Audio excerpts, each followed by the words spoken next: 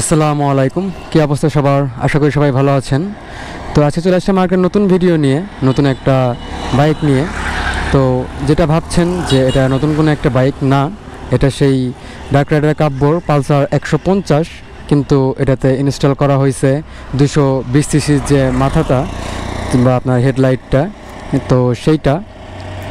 তো আজকে চলে আসলাম আর কি সেই ভিডিওটা নিয়ে, যে কিছু নতুনত্ব বা বাইকের মডিফাইটা অনেকেরই অনেক পছন্দ। তো এই পালসারে মাথা সহ বাইক কিন্তু সবাই একটু চালাইতে চায়, বা এটা একটা মানুষের ইচ্ছা থাকে, কারণ এই পালসারটা কিন্তু আর কি সবার জাতীয় বাইক বলা যায় বাংলাদেশের। জাস্ট আমাদের জেনারেশন কিন্তু পালসারটা দিয়েই সবার আগে বাইকটা চিনছে, বা পালসারটাই তখন রাস্তার রাজা ছিল। এতদিনে তো হয়তো বা অনেক বাইক চলে আসছে। তো এটার ফাইনালি লুক এরকম। তো মোটামুটি লুকটা অনেক জোশ আসছে। তো আর কি আপনার এভাস থেকে যদি একটু দেখাই, তো এই হচ্ছে পালসার 150 উইথ মানে হেডলাইটটা 220-এর। তো দেখলাম যে আজকে একটু এই বাইকটা নিয়ে বের হওয়া যাক, এটা আপনাদের মধ্যেও শেয়ার করা যাবে, আমার একটু রাইডিং এক্সপিরিয়েন্সটা পাওয়া যাবে বা শেয়ারও করা যাবে। যেটা আগে আপনাদের বলেছিলাম এই বাইক নিয়ে আমি, যে এই বাইকটা কিন্তু মডিফাই করা। তো এটা নর্মালি যে কোনো 150 সিসির বাইকের মতো না, এটা মড করা বা পিস্টন চেঞ্জ করা, পকেট চেঞ্জ করা, অনেক কিছু চেঞ্জ করার কারণে এটা মনে হয় না যে এটা একটা পালসার বাইক, বা পালসারের যে রানিংয়ে যে ভারটা হয় সেই ভারটা কিন্তু এই বাইকে আপাতত পাওয়া যাচ্ছে না। এর আগের ভিডিওতে আমি এটার সম্পূর্ণ এক্সপ্লেইন করেছিলাম।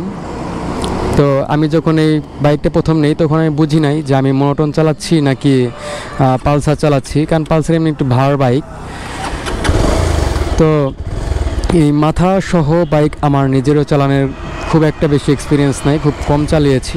তো এই জন্যই আজকে বাইকটা নেওয়া ভিডিও করার জন্য। তো চলুন আপনার সাথে একটু এক্সপিরিয়েন্স শেয়ার করি, যে মাথাটা লাগে এটার কন্ট্রোল বা চালানোর কি সুযোগ সুবিধা বা কি সমাচার, এটা সম্পর্কে একটু আপনারা সবাই জানেন। তো এর আর একটা কথা আছে, যেটা হচ্ছে যে আপনার এই বাইকে যে মাথাটা লাগানো হলো 150 সিসিতে, তো এই মাথাটা লাগানোতে আপনার সার্জেনের কোনো ঝামেলা হবে কি না, না সার্জেনের কোনো ঝামেলা হওয়ার ওয়ে নাই। কারণ হচ্ছে যে পালসার 150-এ কিন্তু এই মাথাটা ইউজ করা যায়, বা অনেক নতুন বাইকেও আমরা এই কিটটা দেখেছি। তাই বডি কিটটা কিন্তু হেডলাইট কিটটা লাগানো যায়, এটাতে কোনো মামলা আপনার হবে না।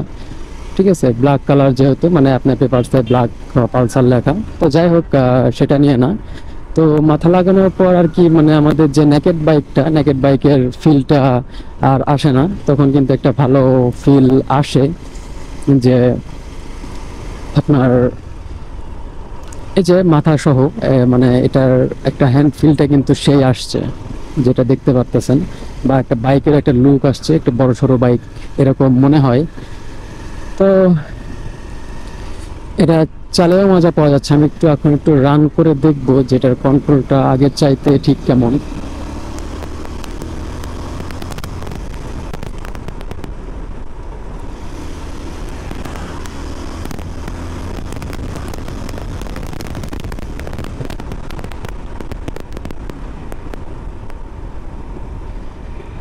খুব একটা স্পিডিং করব না, কারণ আমি স্পিডিং এখন পছন্দ করি না, বা আমার অ্যাক্সিডেন্টের পর থেকে আমি স্পিডিং বন্ধ করে দিছি, যে এটার মধ্যে কোনো লাভ নাই। তো আপনার সাথে গল্প করতে করতে যেহেতু যাব, একটু স্পিডিং করলাম, সেটা হচ্ছে কন্ট্রোলের জন্য। দেখলাম যে কি, কারণ আমাদের একটা জানা কথা যে আমরা যে পালসার চালাই, এই পালসারে কিন্তু আপনার যখন আমরা 100 ক্রস করি বা 60 ক্রস বা 80-তে যাই, তখন কিন্তু এটার পুরো বাতাসটা আমাদের বডিতে লাগে। এটা বাতাস কেটে ওঠার মতো কোনো ওয়ে কিন্তু এই বাইকে ছিল না। তো এই বডি কিটটা লাগানোর পরে আমি যখন এই বাইকটা টানতেছি, তখন এই ডিরেক্ট বাতাসটা কিন্তু আমাকে হিট করতেছে না, বা আপনার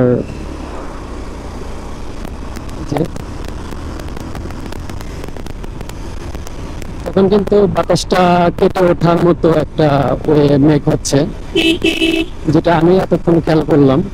যে শুধু পালসারে যেমন মনে হয় যে জাস্ট একটা বডি টানতেছি, জাস্ট বাতাসটা আমার লাগতেছে। আর এই বডি কিটে বা সামনে মাথায় বডি কিটটাতে দিয়ে একটা সুবিধা হচ্ছে কি, এটা বাতাসটা যে ভেন্টিলেশন, বাতাসটা কেটে ওঠার যে ব্যাপারটা, সেটা কিন্তু আপাতত ওকে হয়ে গেছে। আপাতত এটা নিয়ে আর কোনো মনে হচ্ছে না পেইন হবে। এটা জাস্ট এটা পেইন হবে হলো হেডলাইটে। তো হেডলাইটটা দুটা ফগ লাইট যদি লাগানো যায় নিচে, তাহলে মোটামুটি আর কি আলোর কোনো ঘাটতি হবে না, বা এটার জন্য কন্ট্রোলটা বেস্ট হবে। আর যেহেতু এটা আমি প্রপার চালাই না, মানে আমি বডি কিট বাইক চালাই না, আমি সবসময় নেকেড বাইক চালাই, তো এটার ফিলটা একটু অন্যরকম লাগতেছে। মানে একটা স্পোর্টস বাইকের মতো একটা বড় মাথা সহ একটা ফিল আসতেছে। আবার যদি বলি যে এই বাইকে কি কি ইনক্রিজ হইলো এই বডি কিটটাতে লাগানো, মাথাটা লাগানোতে, তো আমি বলবো যে এটা যে এয়ার, যে বাতাসটা যে ভেন্টিলেশন হয়, এয়ার ভেন্টিলেশন, বাইক জোরে টানলে যে কাঁপাকাঁপি বা পালসারের যে সমস্যাটা আগে থেকে, সেটা মোটামুটি হবে না।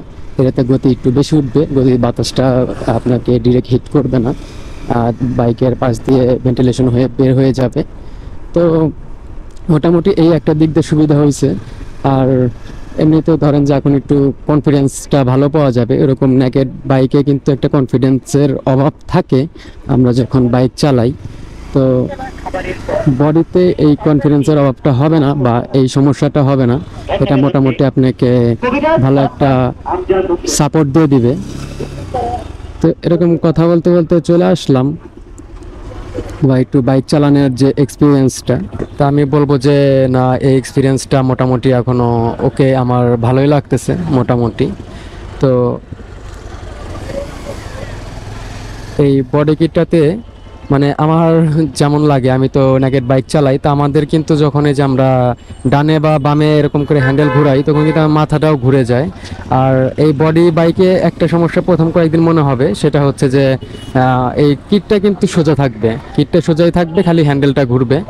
তো এটা অনেক কিছু মানে লাগতে পারে, কিন্তু আমার আর কি এরকম ফিল হয়।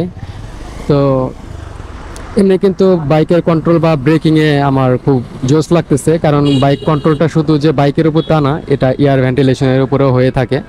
তো এটার জন্য আমার জাস্ট ভালোই লাগতেছে যে না, বাইকটা এই এটা মানে বডি কিটটা লাগানোর পরে মোটামুটি ভালো একটা সার্ভিস দেবে। আমি একটু রাইড করে আপনাদের সাথে শেয়ার করি।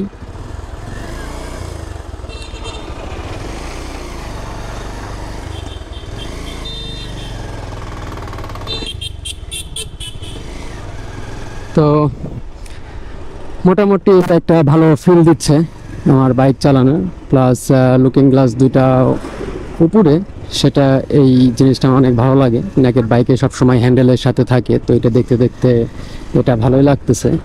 তো আমারও মাঝে মধ্যে ইচ্ছা করে যে আমার জিক্সার মনোটনে যে আমি এসে বানাবো কিনা, তা আবার আমার মনে হয় যে না, আমার কাছে নেকেড বাইকটাই সেরা লাগে বা নেকেড বাইকটা ইউজ করাই ভালো আমার জন্য।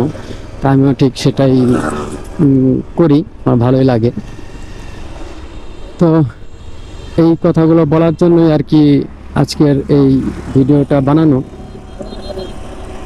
আর বাইকটা ঠিক কেমন লুকে লাগতেছে সেটা তো আপনারা দেখছেন অবশ্যই। তো আমি আরেকবার একটু দেখায় দিই। তো এই হচ্ছে আপনার বাইক, আর এই যে যে মাথাটা যেটার কথা বলতেছিলাম, যে এখানকার যে হেডলাইট, এটা একটু পেইন দিবে, তাছাড়া কিছু না।